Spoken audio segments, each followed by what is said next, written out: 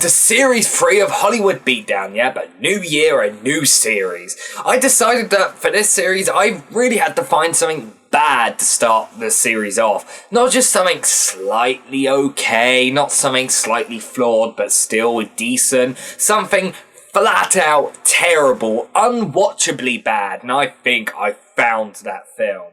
So, prepare yourself for the cinematic disaster piece known as Freddy Got Fingered. Before we talk about the movie, I'm going to give you a little history lesson about comedian Tom Green, since I'm sure a lot of my viewers won't remember him. Tom Green is a Canadian-born comedian who is well known for his brand of shock humour. In 1994, he started a public access variety show called The Tom Green Show. On the show, he would bring in live bands and random guests to perform and do other things in front of a live audience. He would also show previously shot segments of himself playing pranks in public, most of which being on his parents. In 1997, it was picked up by the Comedy Network in Canada for 2 more seasons, and finally in 1999, MTV picked the show up, which pushed Tom into the mainstream.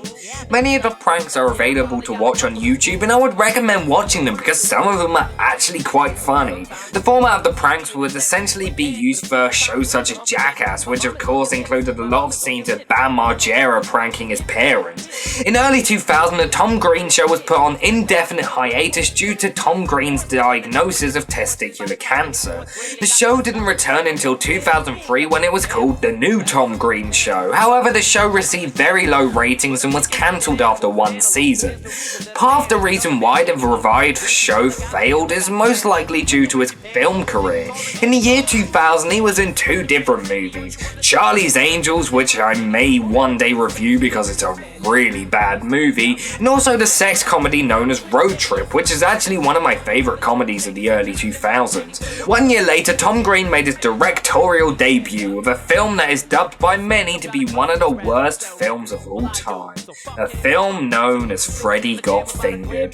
Despite receiving a cult following over recent years, it's still a massive contender for worst comedy ever made.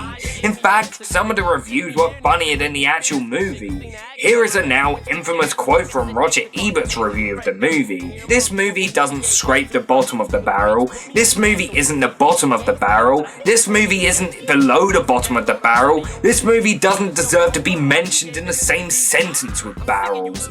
Richard Roper even went as far to say that Tom Green was a bad comedian and he should be flipping burgers somewhere.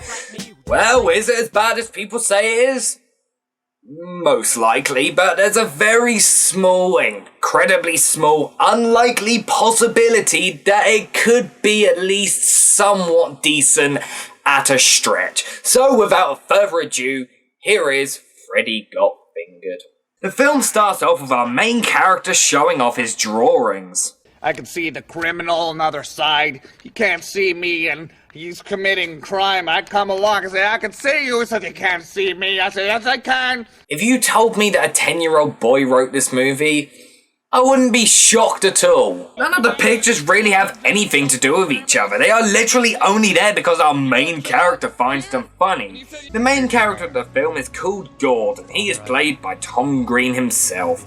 The opening scene of the movie is Gord riding a skateboard around a mall. There is a really annoying effect where the camera just randomly freezes for a second, then carries on. There's also really bad slow motion as well. The opening montage is incredibly forced and has nothing to do with the rest of the movie. At the end of the montage, he then just rides along until he gets to the first official scene of the movie. I mean, did they really need to tie the 2 together? In fact, did they even need the skating montage at all? He then meets his parents, Jim and Brody, who are played by Rip Torn and Julie Haggerty. We then have a lot of really forced exposition where we are told that Gord is moving to Los Angeles to become a famous animator.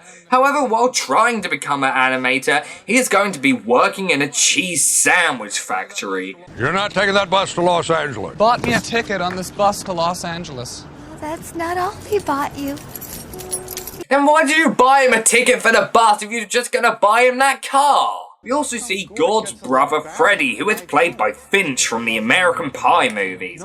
For most of the scene, he just kind of awkwardly hangs around until he gets lines. Every time the camera points at him, he looks like he's being held at gunpoint to be in the movie.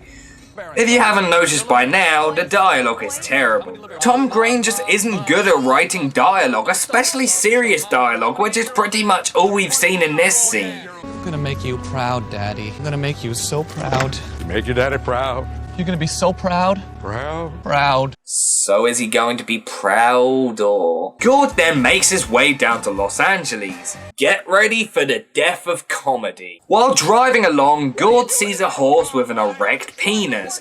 He jumps out of the car and starts to masturbate the horse. So, how high were you when you wrote this movie?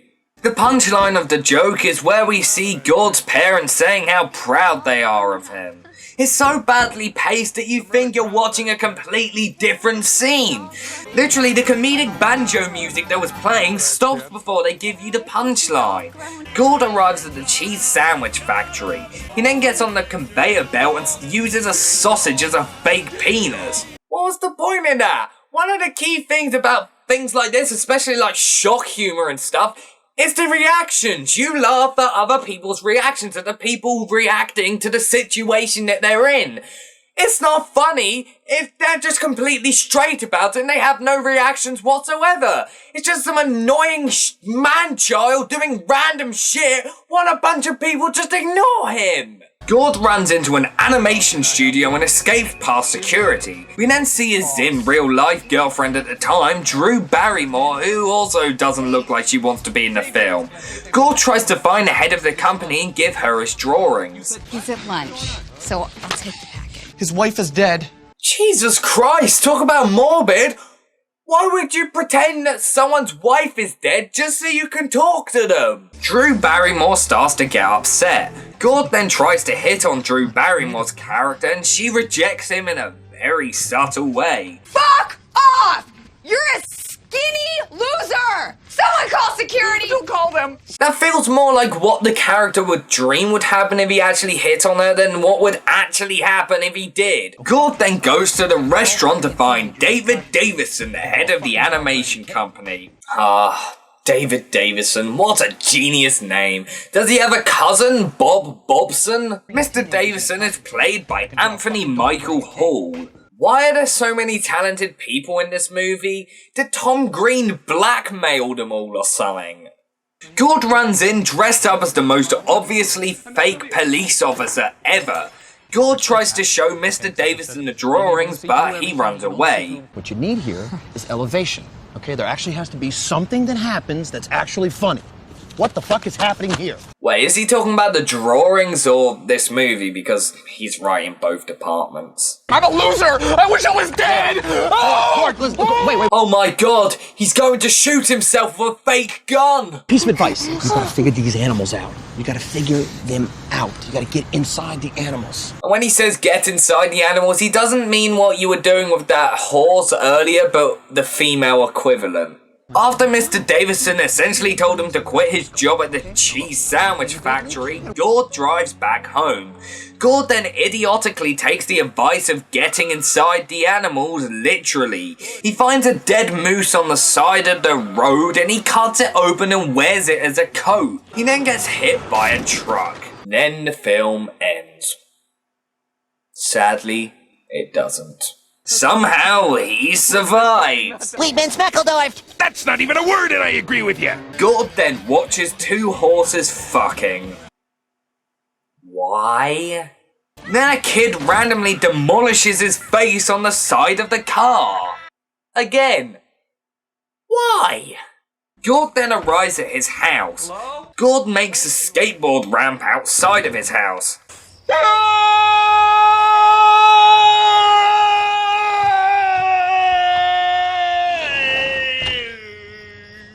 I think Rip Torn just read the rest of the script. Gord's friend Darren then breaks his leg on the ramp. Then Gord starts to lick the bone. No human being would do that, except for maybe Ed Gein. Gord then goes to the hospital. Wow. Yeah. The hospital's always this fun? No, sometimes people here die of cancer. I don't know what to say about that. The woman at the desk is called Betty. I'm kind of a rocket scientist. Well, okay, amateur rocket scientist. And I'm an amateur brain surgeon. I've successfully transplanted 15 brains so far. Of course, none of the patients survived or asked for brain surgery or even knew where they were. Wow, this is probably the most forced conversation ever. If you go to a hospital, they will ask, how can they help you? And then they help you out. Not start having a conversation that you'd expect to see during a blind date. He then asks her out on a date. He then sees that she's in a wheelchair. Gord then rides a skateboard to Darren, which you know is allowed inside of hospitals. Then the other patients start randomly singing. What the fuck is going on? Due to stress, a pregnant woman starts giving birth. Gord then decides to help and he pretends to be a doctor. Problem with scenes like this is that you don't know whether to laugh or scream. And you know what? There's nothing I can possibly say about this scene. You're just going to have to watch it for yourself. So Gord cuts the umbilical cord with his teeth, then spins the baby around in a circle to wake it up. What is this movie? Certainly isn't a comedy, it's more of a test of will. A test of will you be stupid enough to watch the rest of the fucking movie. Sadly, I have to, because I'm doing a review of it. But trust me, if I wasn't, this would be about the time where I turn the movie off and contemplate my entire life. Gord is thrown out of the hospital and banned from returning. He then goes to Betty's house for their date. And I like rockets because they're hot and hard and long. Ha ha ha, penis jokes. Betty then gets Gord to smack her legs with a stick of bamboo for some reason. What am I watching? Is this porn for the criminally insane? Gord then accidentally smacks Betty in the face. Betty goes to give Gord a blowjob but finds that he has taped the umbilical cord onto his stomach. I should have let you. What the fuck? Of course, she doesn't care and the scene ends, so I'm guessing stuff happened.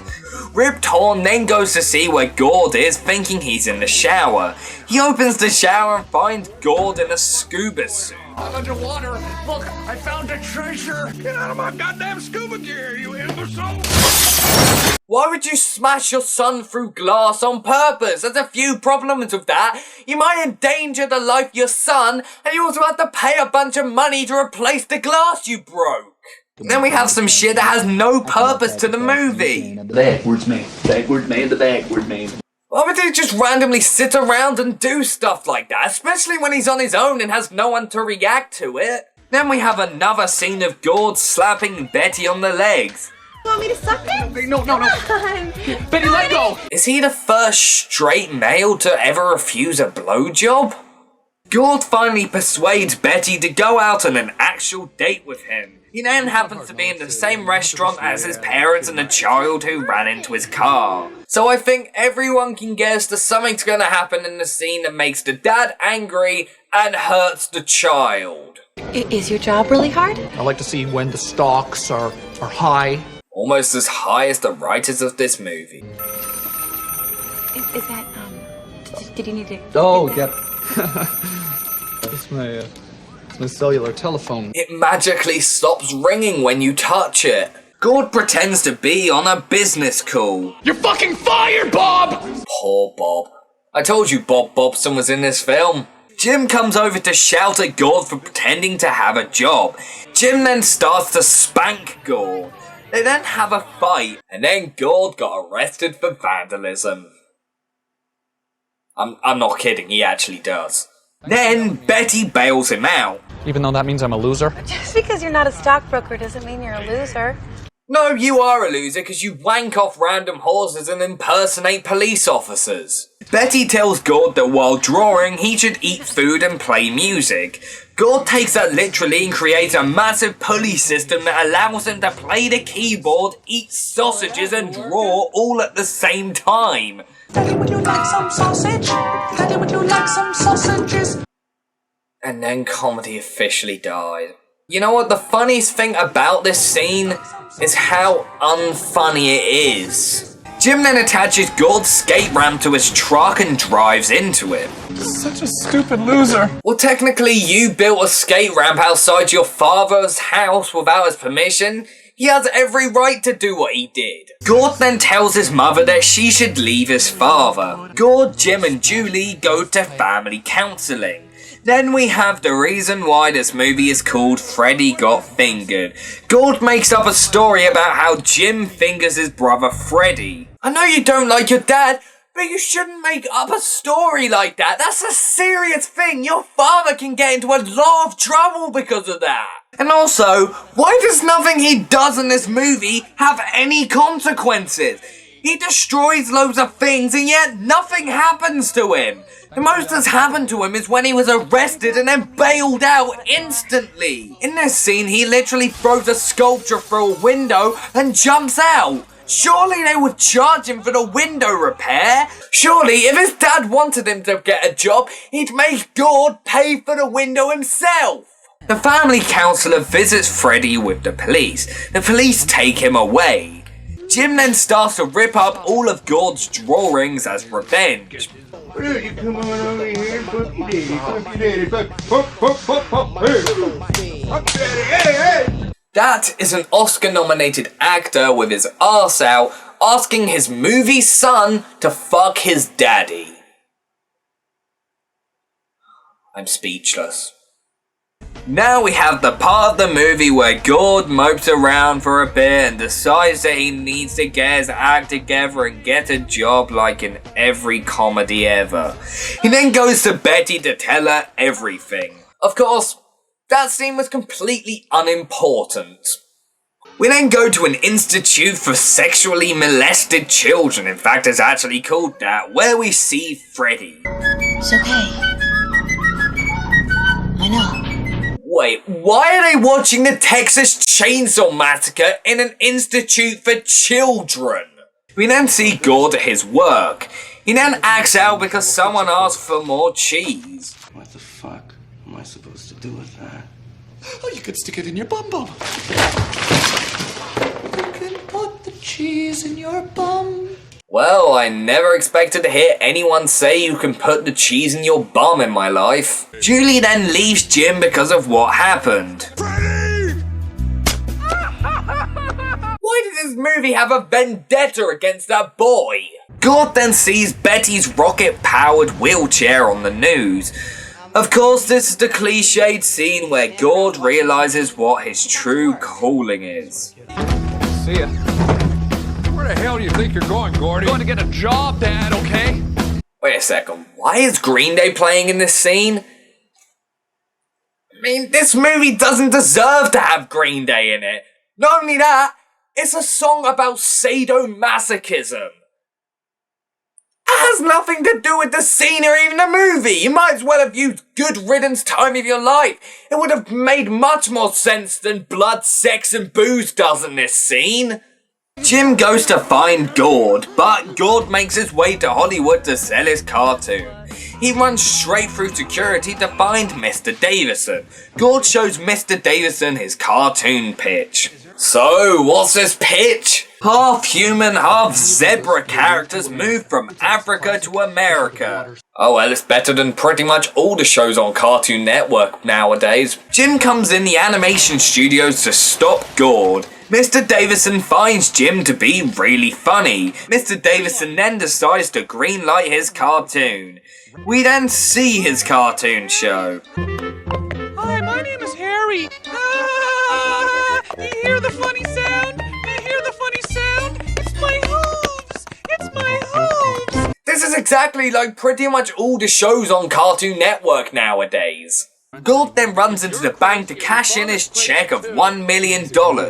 No, not my plant. Give me my plant, Gord. What? Gord asked for $100,000 of his money. He then gets onto a helicopter, goes to Betty's house and tells her to meet him on the roof. How did she get on the roof? And also, why does her apartment building just happen to have a helipad on it? Gord gives Betty a bag full of jewels, but it turns out that Betty didn't want his money or anything, she just wanted to suck his cock. There are no women like that in the world. Gordon then dresses up in a Splinter Cell outfit and breaks into his house. He then shoots Jim with a tranquilizer dart. When he wakes up, he notices that there is no water. He opens the door and sees that Gord has cut part of the house out the street and taken it to Pakistan. As much as I hate to admit this, the absolute insanity and randomness of this scene is actually really funny in a what the fuck kind of way. The house then loses control and we have the overused house falling on person gag that Charlie Chaplin used. Original. Jim then chases Gord. Gord then finds an elephant with a huge penis. I'm not legally allowed to show the next part of this film on YouTube, but let's just say Gord masturbates the elephant and it shoots a gigantic load all over Jim. The elephant then kicks Gord over for some reason. Jim asks Gord how he got the money and Gord says that he actually got a job. Gord and Jim share a moment together where Jim finally says he's proud of Gord. And then Gord and Jim are kidnapped by terrorists. We then see Julie and her new boyfriend Shaquille O'Neal.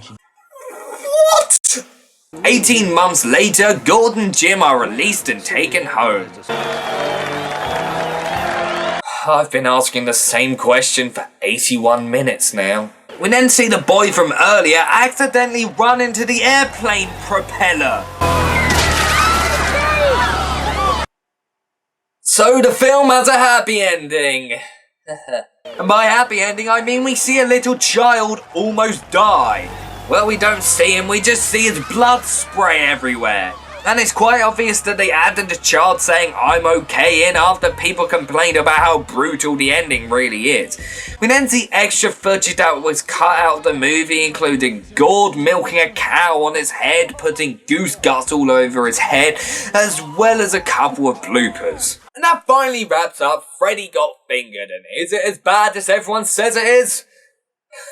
Yeah. It fucking is. Nothing works whatsoever. It's so insanely unfunny that at times its stupidity is painful to watch. The acting is horrendous and no one looks like they're happy to be there. The writing is some of the worst to ever come out of a comedy. The dialogue is awful and there is literally no plot whatsoever. It's just a bunch of incredibly unfunny set pieces that don't work.